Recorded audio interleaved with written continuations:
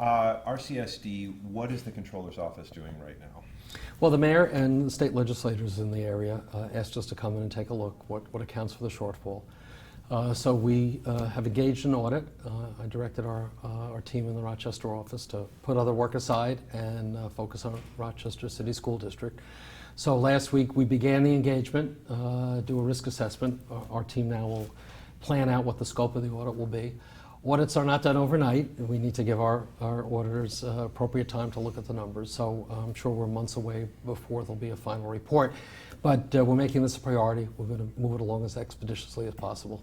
It was initially estimated at 50 million, now 30 million. Is it possible that after your team looks at it, it could drop even further? I guess one would hope. It could also be higher. You know, who knows? So until we really get in there, it's hard to prejudge what the outcome will be in terms of the final number. As a money man yourself, your first reaction when you hear about a surprise $30 million shortfall? Well, always a concern, but you know, we've done audits at Rochester City School before. The last audit was released in 2017, covered 2014 and 2016, and back then we identified weaknesses in terms of how payroll was being managed, the use of purchasing cards. So there have been some issues before. Whether those issues are what contributed to the current shortfall or whether there's another dynamic, you know, we don't know yet. But obviously this has been a sore point for a long period of time. But fiscal management is very important for any school district. It's the underpinning to providing a good education. So I know that's a concern for everybody in the Rochester area. If you find any faults in how things were done, what happens after that? Well, we make recommendations. You know, our recommendations aren't enforceable or aren't binding in that sense. So it really, you know, depends on the goodwill and the good judgment of the people running the entity that we're auditing to make sure they implement.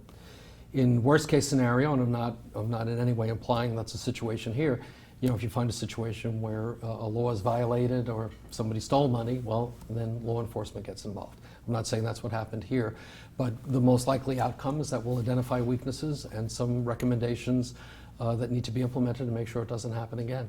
Have you seen this in any school districts around the state before?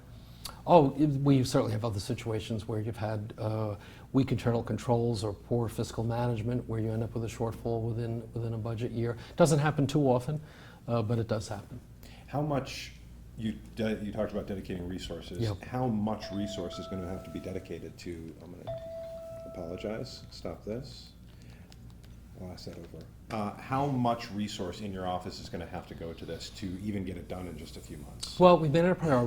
We have about a team of about 8 auditors who are going to focus on this. Our head of our audit division here in Rochester understands how important this is, that we get to the bottom of it as quickly as possible.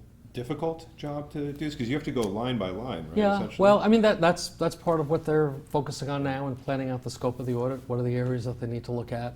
But that's what they do. That's what they're trained to do, and that's their job. You know, as I said, we were in here not too many years ago. Probably wouldn't have been in for a couple more years, except that we have this problem now, so we're in today.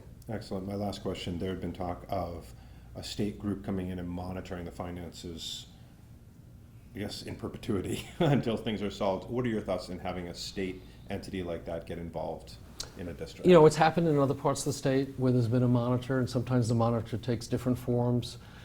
Sometimes it's just on the fiscal side, sometimes it's more broadly. State Education Department often plays a role, and typically it's been pursuant to state legislation as well. So we've seen it work in some cases well, we've seen it work perhaps not so well in other cases. That obviously is going to be a judgment of, I think, State Education Department and the legislature as to whether or not they need to put a formal structure and what that structure would look like.